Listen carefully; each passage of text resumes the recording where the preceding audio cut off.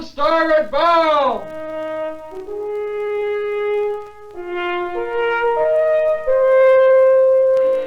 Okay, cut the background. That was fine, Gary. Just right. I think you got a nice feeling into that discovery. It'll come across great. You've got a couple of visitors waiting for you over there. Thanks a lot. Okay, good job. Hi, Hal. Glad you could make it, Gary. Gary, I'd like you to meet Janie Christensen. Janie, this is Gary Rupp. He and I were in camp together last year. Hello. You seem to do things in a big way around here. Maybe I should call you Chris. Yeah, what's all this Chris Columbus stuff? It's part of a film we're making for our chapter. You'll catch on.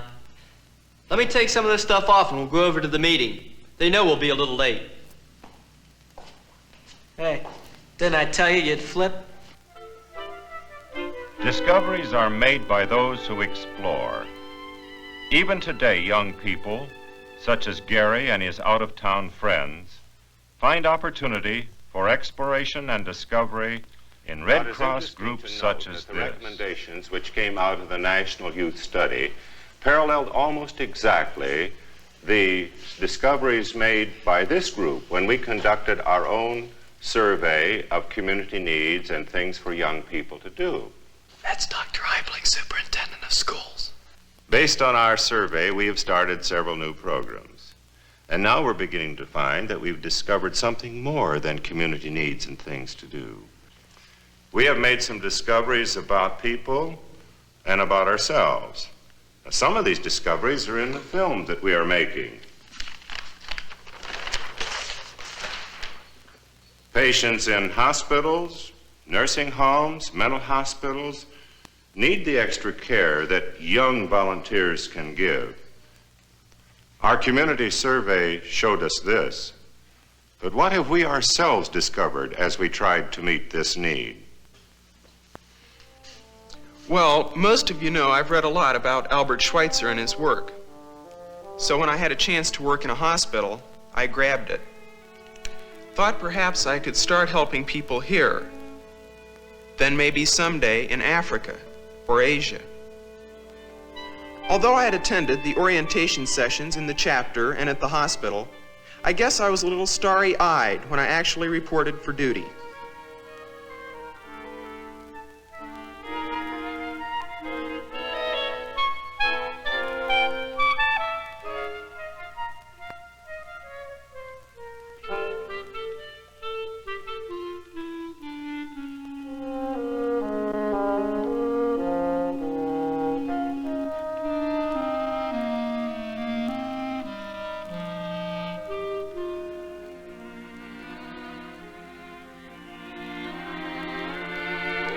The director of volunteers introduced me and told me about some of the work the other students were doing.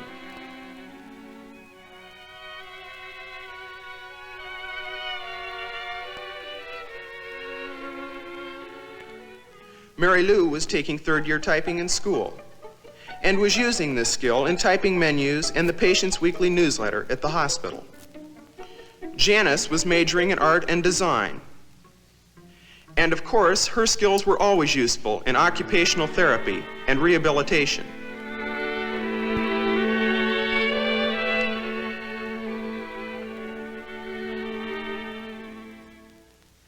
I always got my best marks in math, and at the hospital, there I was.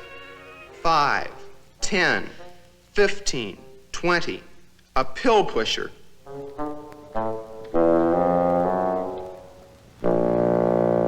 I guess I had some idea that I'd start with brain surgery and work up.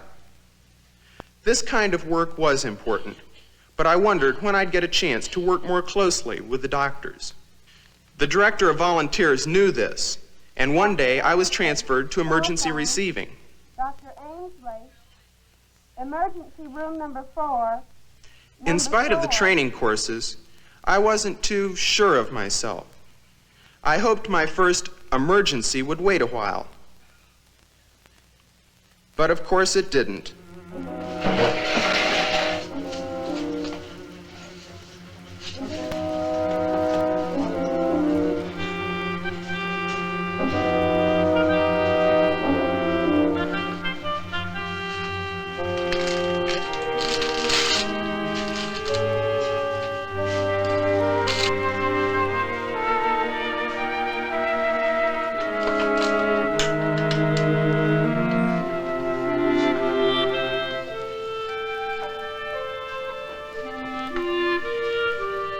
Stethoscope, please.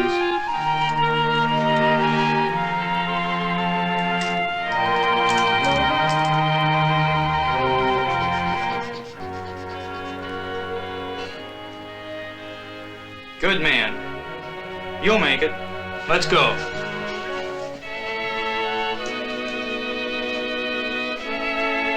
And at that moment, I made my discovery. I had something to give. Something that was valued and appreciated. That did help people. We could do something like that at the county hospital. Ed discovered that patients need and are helped by the extra care that volunteer hands can give. He also found some mature insights about himself and about other people. What is another discovery that we've made? Young people and older people can work together in community service. Older people sometimes become quite concerned about working with younger people. Although we've never talked about it, I'll bet Patty Allen remembers that first day when her group of girls was transferred to the base hospital. I remember. They'd never had any high school volunteers at the base hospital, and I knew that we were only here on trial. The Gray Ladies had been here for centuries, and they just weren't going to believe that high school students could do a good job. They were going to treat us like kids and not give us a chance for any real service. Hello, Bob. Hi, Mrs. Coombs. I have something for you. Thank you. Oh. This was the day. That batch of teenagers they dumped on us was due. How was I going to be able to depend on them? They would have no real skill or interest. They were just in it for kicks. And they'll want to try everything, be kidding around with the patients and staff. I said we were getting along fine and didn't need them, but oh no, it will be a good training experience. Well, I see we have some new faces. Yes, the high school volunteers. New faces. Trust a man to notice. Well, I'd better check the old face. It'll do. Sounds like a bunch of women.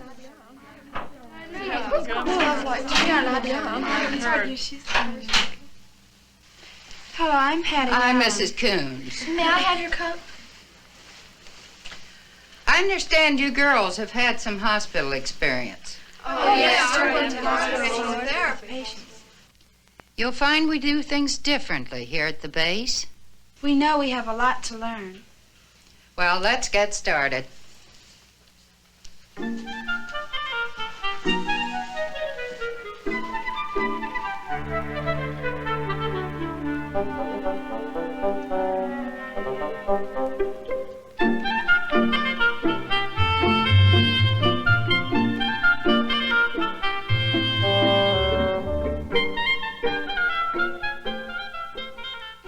Now let's see. With Renda and Sue coming on Friday, that leaves 6 for the weekend. Norma said she'd like to come on Sunday, so Nancy and Mary can come on Saturday. How long has it been? Just 3 months since I walked into this room, all worked up and wondering what I'd ever be able to do with all these kids. Now I'm wondering how I ever got along without them.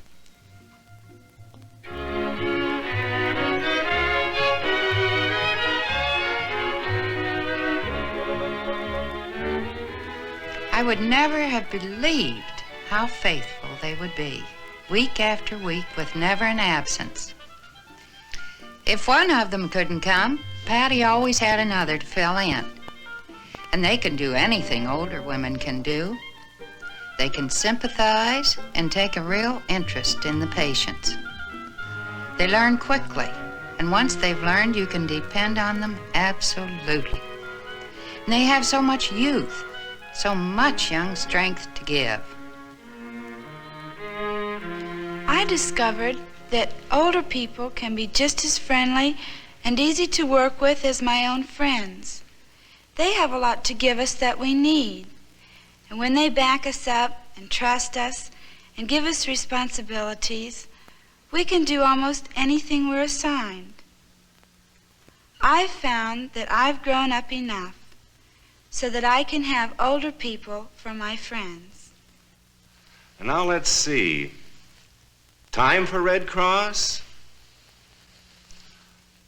How to find it? Why find it? That's a real tough one. How to find time for all of the things we want to do.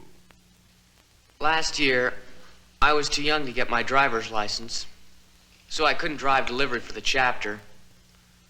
But you know, I was having a blast. School was a cinch. I was going great on the swimming team.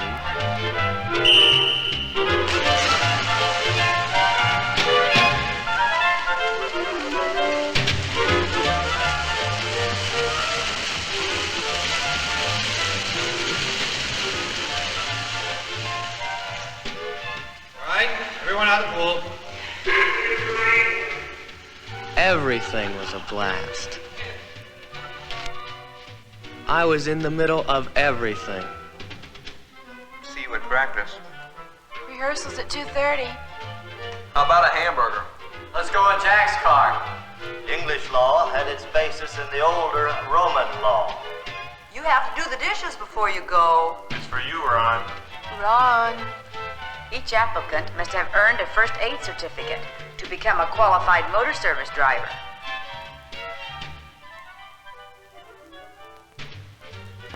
Ron.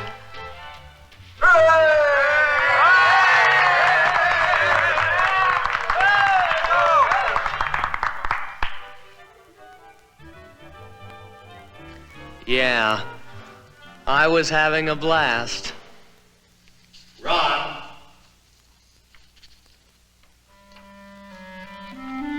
The coach sure blew the whistle on me. My grades were down in history and English. I was sure that I could make it up, but the coach said that was up to me. He wanted me to come out for practice, but unless my grades were up before the meet with Tech, he'd just have to struggle along without a certain big man on campus.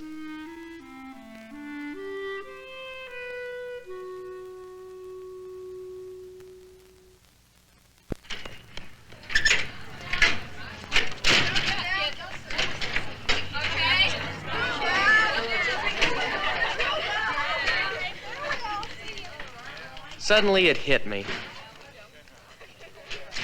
What were the things I really wanted?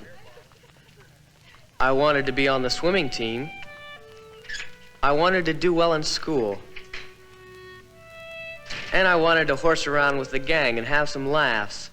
And I wanted to drive for the Red Cross.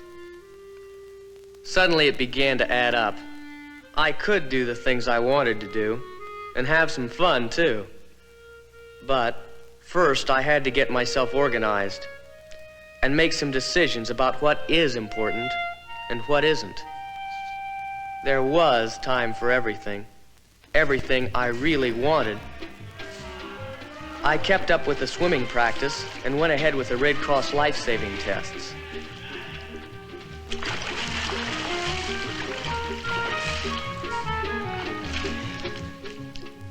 I began cracking the books again, and my grades came up where they should have been all the time. I took the first aid course I'd been putting off. When I'd passed that, I could qualify as a regular motor service driver. Bye. Bye-bye. Thanks a lot. Thanks, yeah. Bye. And there was plenty of fun, too, with kids from all the other schools in the county. I was on the dance committee. They even used the name I suggested for the dance.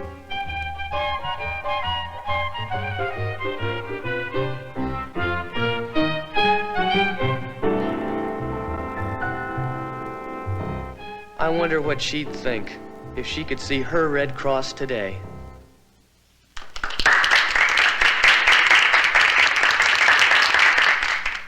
I think Clara would dig the high school Red Cross. Of course, the Clara Barton hop, that's probably a little far out for her taste. But I think she'd be pleased if she could see what's happened to the organization she started so long ago. You guys seem to have a lot of fun with Red Cross. Why not? It doesn't just have to be a lot of meetings. Shh. Bill, now that you're at the university, what does all this mean to you? I don't know. I guess you've all helped to make those little soft toys for children in other countries. Well, it just didn't mean too much to me. You just pack them and ship them, and that's it. And then, of course, you all remember the flood here 2 years ago. There were all those families, there was no place to go, and kids crying and scared. And we were setting up a canteen and trying to get them warm clothes and blankets. And then there was this carton from Boston. What is your location? There they were, the same kind of toys Wood sent off to strangers. To be on the receiving end somehow touched me very personally. It gave me a feeling of being in personal touch with other individuals, not only in Boston, but all over the world. I think it was that personal feeling of involvement that made me want to know people from other countries, other cultures.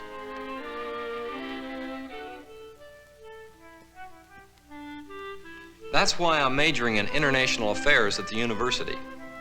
Next summer, I'm going on a sociology field trip to South America. One of the things I'm going to see for myself is where those packages go.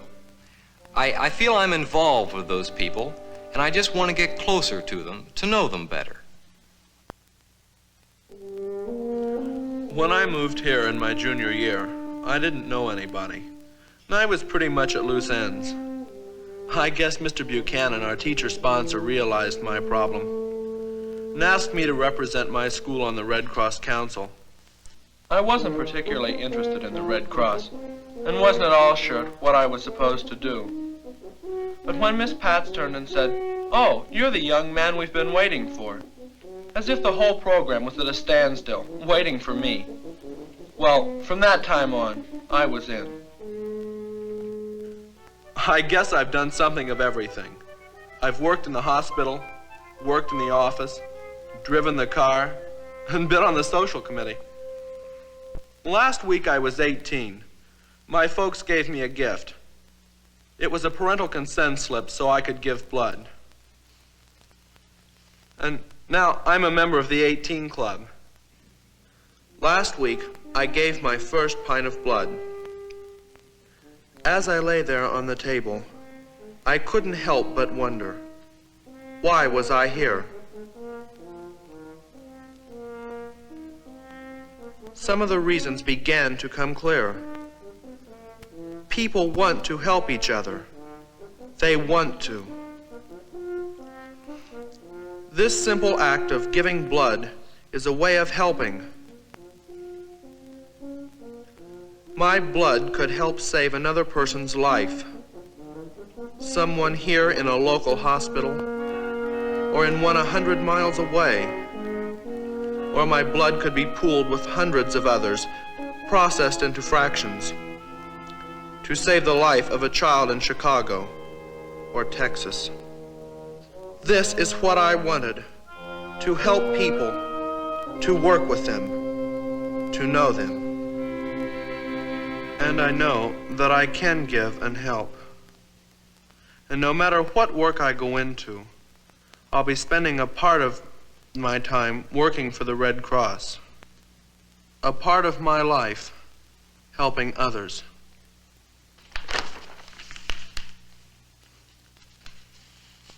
As we grow in maturity, we extend our concerns to an ever-widening circle of people. And we make our greatest discoveries in human understanding. Gary, we're glad you brought your guests. How about a break for something to eat?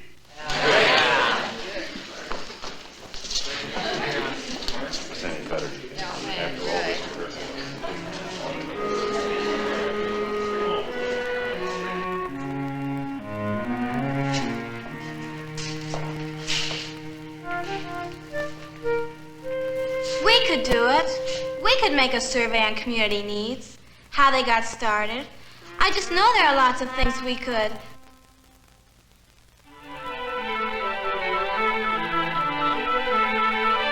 Discovery.